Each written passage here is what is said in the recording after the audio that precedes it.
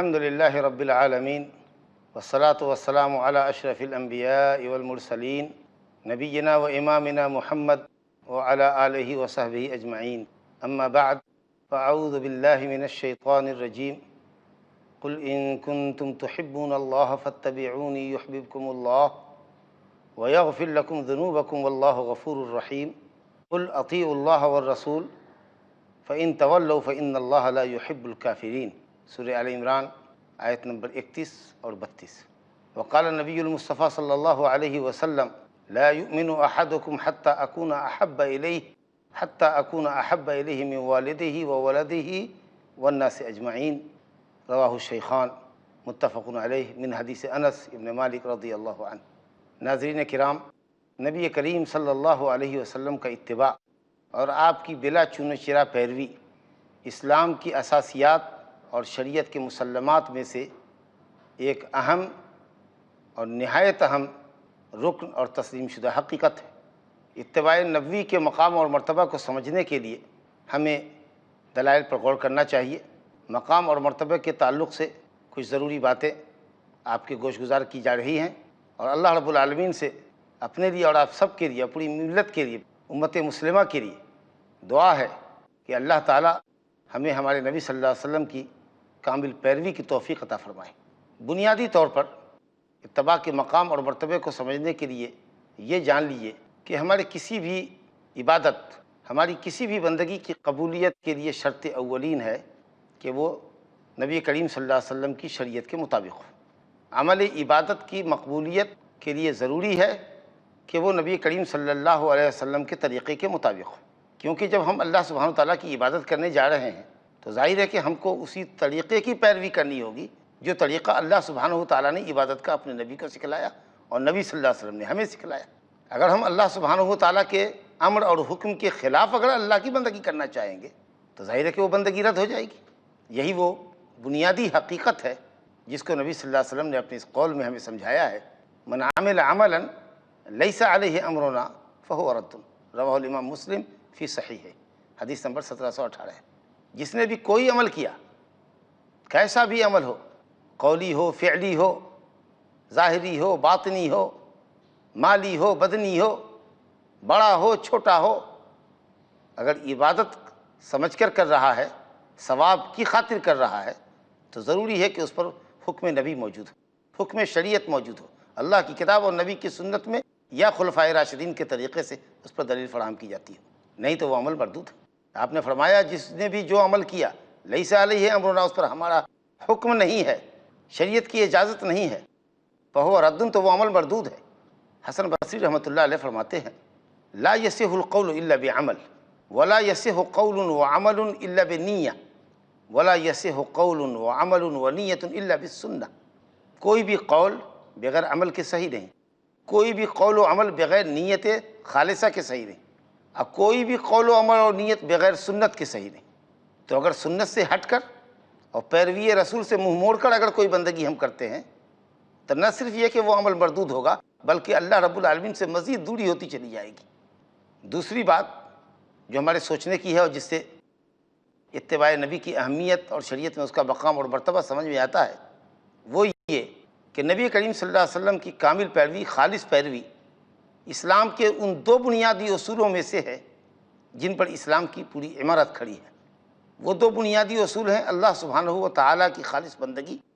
اللہ سبحانہ و تعالیٰ کو اس کی بندگی میں اکیلا سمجھنا، جس کو توحید کہتے ہیں، اور نبی کریم صلی اللہ علیہ وسلم کی خالص پیروی۔ اخلاصی عبادت، بندگی کو اللہ کے لیے خالص کرنا، یہی تقاضا ہے ہماری شہادت لا الہ الا اللہ کا۔ ہم جو گواہی دیتے ہیں لا الہ الا اللہ، اللہ کے سوا کوئی معبود حقیقی نہیں، تو اس کا تقاضا ہے کہ ہماری ساری بندگی، جملہ بندگی اللہ سبحانہ و تعالیٰ کے لیے خاص ہونی چاہیے۔ ایک اصل اور بنیاد یہ ہے جس پر اسلام کھڑا ہے۔ اور جب ہم یہ گواہی دیتے ہیں شہادت ان محمد رسول اللہ، محمد صلی اللہ علیہ وسلم اللہ کے رسول ہیں، جب اس کی گواہی ہم دیتے ہیں تو اس کا لازمی تقاضا یہ ہے کہ پیروی اور موافقت صرف آپ کی جائے گی، آپ کے خلاف ہرگز روا نہ ہوگا۔ گویا اللہ سبحانہ تعالیٰ کی خالص بندگی اور نبی صلی اللہ علیہ وسلم کی خالص پیروی، یہ دو وہ بنیادی اصول ہیں جن پر پورا اسلام، اور اسلام ڈپینڈ ہے۔ اللہ سبحانہ تعالیٰ فرماتا ہے سورہ کہف آیت نمبر 110 آخری آیت ہے سورہ کہف کی. فمن کان یرجو لقاء ربہ فلیعمل عملا صالحا فلیعمل عملا صالحا ولا یشرک بعبادۃ ربہ احدا. جو اللہ سبحانہ وتعالیٰ سے ملاقات کا آرزو مند ہے، اللہ سبحانہ وتعالیٰ کی نعمتوں کا مستحق ہونا چاہتا ہے، تو اس کے لیے ضروری ہے کہ وہ عمل صالح کرے. عمل صالح یعنی شریعت کے موافق کرے، مطابق کرے، سنت کے مطابق جو عمل ہو وہ عمل صالح. ولا یشرک بعبادۃ ربہ احدا، اور عمل صالح ہونے کے لیے دوسری شرط یہ ہے کہ رب تعالیٰ کی بندگی میں کسی کو شریک نہ ٹھہرائے. گویا توحید اور سنت کا لحاظ کر کے اگر عمل کرتا ہے، خالص اللہ کے لیے کرتا ہے اور خالص رسول اللہ کی پیروی کے حساب سے کرتا ہے اور آپ کی سنت کے مطابق کرتا ہے، تو اللہ رب العالمین کے نزدیک وہ مقرب ہوگا اور اللہ رب العالمین کی رحمت کا مستحق ہوگا، اللہ رب العالمین کی جنت کا مستحق ہوگا. اس آیت سے اہل علم نے، اور اس طرح کی دوسری آیتیں بھی قرآن مجید میں دوسرے مقامات پر ہے، دو بنیادی اصول اخذ کیے. امام ابن تیمیہ نے فرمایا کہ فَعِندَنَا اصلان عظیمان، ہمارے پاس دو بنیادی اصل ہیں جن کے اوپر اسلام کی عمارت کھڑی ہے. اللہ نعبد الا اللہ و اللہ نعبد اللہ الا بما شرع، کہ ہم اللہ کے سوا کسی کی عبادت نہ کریں اور اللہ کی عبادت اللہ کے بتائے ہوئے طریقے کے مطابق یعنی کتاب اللہ اور سنت رسول اللہ کے مطابق کریں. امام ابن القیم رحمۃ اللہ علیہ ایاک نعبد کی تفسیر میں فرماتے ہیں کہ جب بندہ یہ اقرار کرتا ہے اللہ کے سامنے، اے اللہ ہم تیری ہی بندگی کرتے ہیں، تو ضروری ہے بندگی کو بندگی کرنے کے لیے اور خالص اللہ کے لیے بندگی کرنے کے لیے کہ معبود کے لیے اخلاص ہو اور رسول اللہ صلی اللہ علیہ وسلم کے لیے پیروی. یعنی معبود اللہ سبحانہ وتعالیٰ کی رضا اور خوشنودی، اخلاص اور للہیت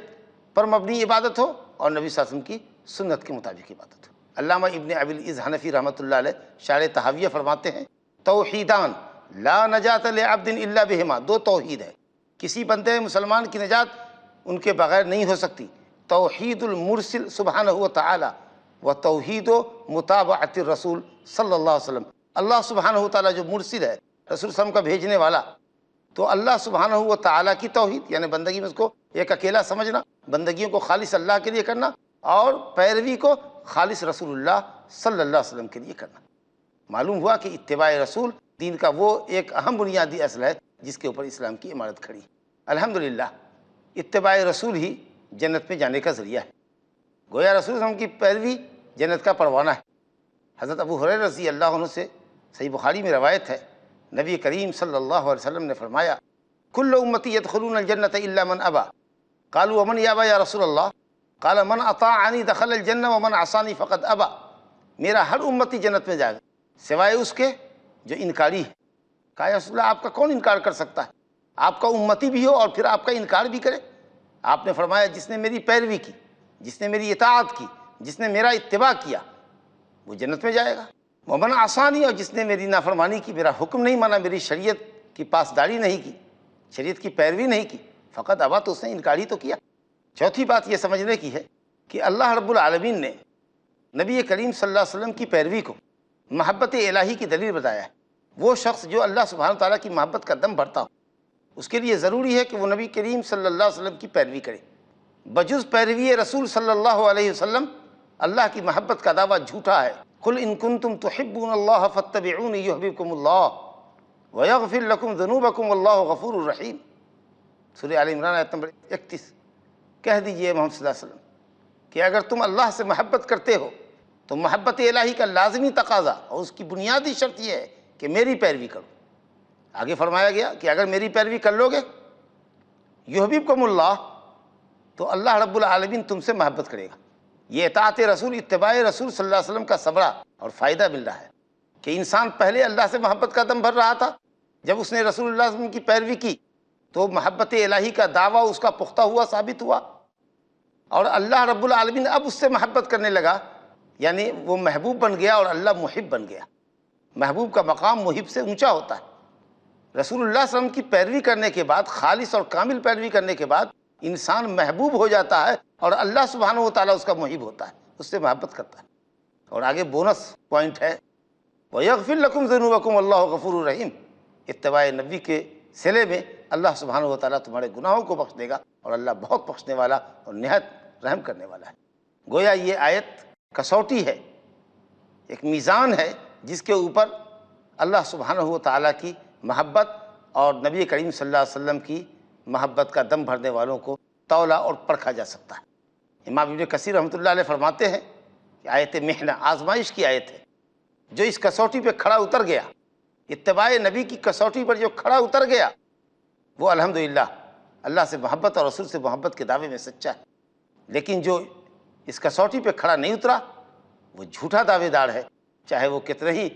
راگ الاپتا رہے اور کتنے ہی عشق رسول اور محبت رسول کا جھوم جھوم کے نعرہ بلند کرتا رہے، لیکن اگر اتباع نہیں ہے، پیروی نہیں ہے، تو اس کا دعویٰ نرا دعویٰ ہے، کھوکھلا نعرہ ہے اس کا۔ اسی کے ساتھ کہ نبی کریم صلی اللہ علیہ وسلم کی محبت جو عبادت بھی ہے، کہ اللہ نے حکم دیا ہے اپنے نبی سے محبت کرنے کا، واجب دینی ہے، اور نبی کریم صلی اللہ علیہ وسلم کا فرمان ہے لا یؤمن احدکم حتی اکون احب الیہ من ولدہ ووالدہ والناس اجمعین، تم میں کا کوئی بھی شخص مومن نہیں ہو سکتا ایسا ایمان جو اس کو جنت کا اہل بنا سکے اور جہنم سے نجات دے سکے، ایسا ایمان جس پر جنت کا داخلہ موقوف ہے۔ آدمی اس وقت تک مومن نہیں ہو سکتا جب تک کہ وہ محمد صلی اللہ علیہ وسلم کو اپنی اولاد سے، اپنے والدین سے اور دنیا کے تمام انسانوں سے زیادہ محبت نہ کر لے، یا آپ کو دنیا کے تمام انسانوں سے زیادہ محبوب نہ بنا لے۔ ناظرین، وقت ہو گیا ہے وقفے کا، وقفے کے بعد پھر حاضر ہوتا ہوں۔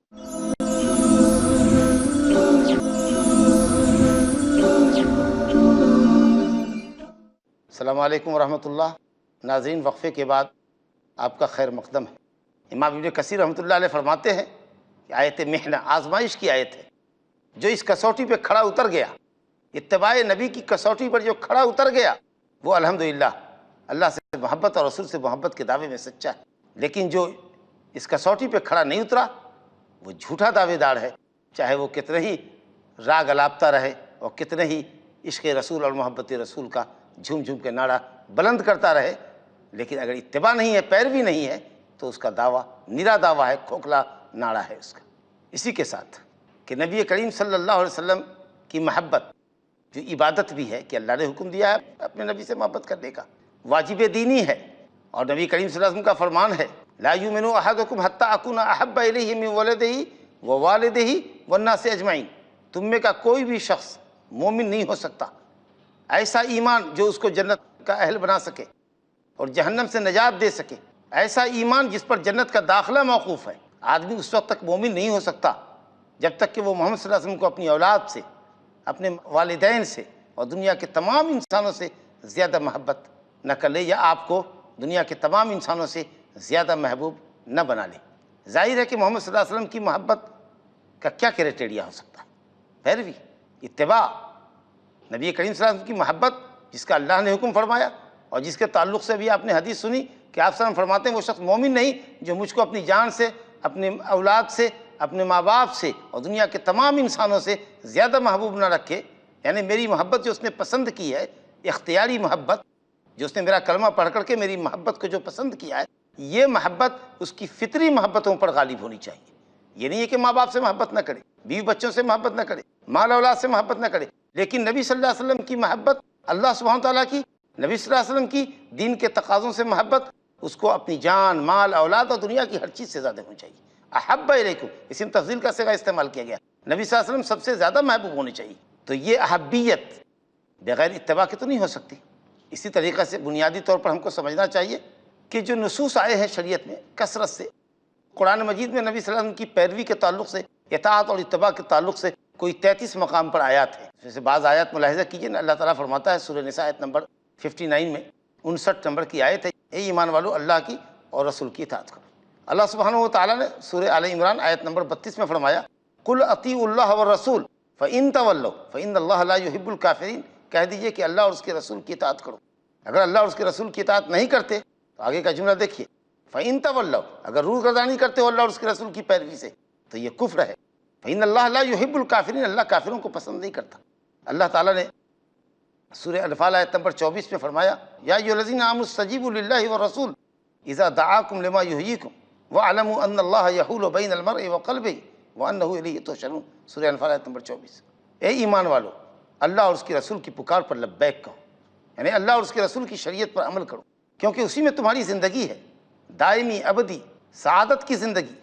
نجات اور فلاح کی زندگی اللہ اور اس کے رسول کے احکام کی پیروی میں۔ یاد رکھو اللہ ہی ہے جو بندے اور اس کے دل کے درمیان حائل ہو جاتا ہے، دیکھتا ہے کہ شریعت سے محبت نہیں کرتا، سنت رسول سے محبت نہیں ہے، جذبہ اتباع نبوی نہیں ہے، بدعت کا رسیہ ہے، شریعت سے ہٹتا ہے، کجروی اختیار کرتا ہے، تو اللہ تعالیٰ اس کو راہ یاب نہیں کرتا، ہدایت نہیں دیتا۔ اللہ ہی انسان کے قلب کے درمیان اور انسان کے درمیان حائل ہو جاتا ہے۔ اللہم یا مقلب القلوب، اے دلوں کے پھیرنے والے، ہمارے دل کو اپنی اطاعت کی طرف، اپنے رسول کی پیروی کی طرف، اپنے دین کی طرف پھیر دے۔ اللہم یا مقلب القلوب ثبت قلوبنا علی دینک وعلی طاعتک۔ اللہم یا مصرف القلوب، اے دلوں کو پھیرنے والے، صرف قلوبنا علی دینک وعلی طاعتک۔ نبی کریم صلی اللہ علیہ وسلم کی دعا ہے، اللہ ہی ہے جو بندے اور اس کے دل کے درمیان حائل ہو جاتا ہے۔ وَاعْلَمُوا أَنَّكُمْ إِلَيْهِ تُحْشَرُونَ، اور جان لو کہ تم سب کو اسی کے پاس جمع ہونا ہے۔ اللہ سبحانہ و تعالیٰ نے سورہ محمد آیت نمبر 33 میں فرمایا، یا ایھا الذین آمنوا اطیعوا اللہ واطیعوا الرسول ولا تبطلوا اعمالکم، اے ایمان والو اللہ کی پیروی کرو، اللہ کی اطاعت کرو، رسول اللہ صلی اللہ علیہ وسلم کی پیروی کرو،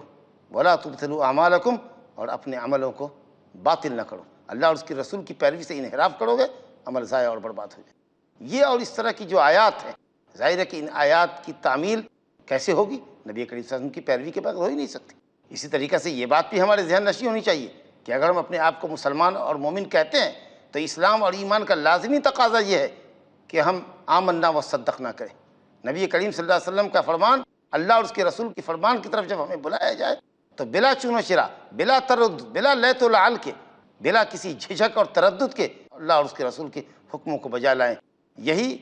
ایک مومن کی شان ہے، یہی ایک مومن کی پہچان ہے۔ اللہ سبحانہ و تعالیٰ سورہ نور آیت نمبر 51-52 میں فرماتا ہے، انما کان قول المؤمنین اذا دعوا الی اللہ ورسولہ لیحکم بینہم ان یقولوا سمعنا واطعنا واولئک هم المفلحون ومن یطع اللہ ورسولہ ویخشى اللہ ویتقہ فاولئک هم الفائزون۔ مومنین کو، کاملین مومنین وہ ہیں جن کو صرف ایک ہی بات آتی ہے کہ جب ان کو اللہ اور اس کے رسول کی طرف بلایا جاتا ہے، قرآن و حدیث کی شریعت کی طرف بلایا جاتا ہے، تو وہ صرف یہی کہتے ہیں کہ ہم نے سنا اور اطاعت میں لگے۔ انما کان قول المؤمنین اذا دعوا الی اللہ ورسولہ لیحکم بینہم ان یقولوا سمعنا واطعنا۔ اس کے علاوہ کوئی اور لفظ ایک مسلمان کے لیے جائز ہی نہیں ہے کہ اللہ رسول کے حکموں کے مقابلے میں استعمال کرے، کہ سمعنا، ہم نے اللہ اور اس کے رسول کا حکم سنا، واطعنا، اور اطاعت میں لگے، واولئک هم المفلحون ومن یطع اللہ ورسولہ، یہی لوگ اصل میں کامیاب ہیں۔ اور ومن یطع اللہ ورسولہ، جو اللہ اور اس کے رسول کی اطاعت کرتا ہے، ویخشى اللہ ویتقہ، اور اللہ رب العالمین کی خشیت اور اس کا تقوی اختیار کرتا ہے، فاولئک هم الفائزون، تو وہی لوگ فائز المرام ہیں، وہی لوگ کامیاب ہیں، دنیا میں بھی وہی فائز المرام ہے، اور آخرت میں بھی جنت انہی کو ملے گی، اور نجات من النار بھی انہی کا حصہ اور مقدر ہوگا۔ تو الحمدللہ ایک مومن کی شان اور اس کے لیے باعث نجات رسول اللہ صلی اللہ علیہ وسلم کی پیروی۔ اسی طریقہ سے یہ بات بھی ہمارے سامنے ہونی چاہیے، کچھ لوگ یہ کہتے ہیں کہ ایمان اور تقوی دل کے اندر ہے،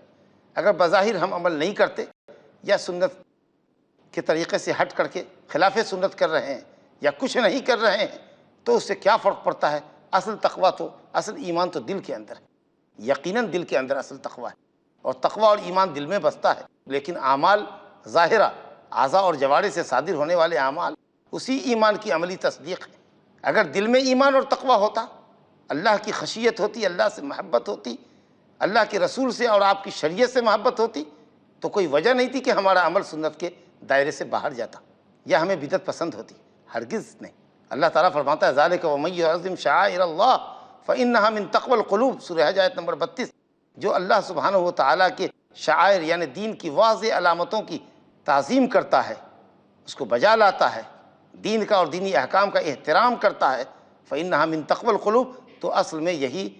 قلوب کا تقوی ہے، دل کا تقوی ہے۔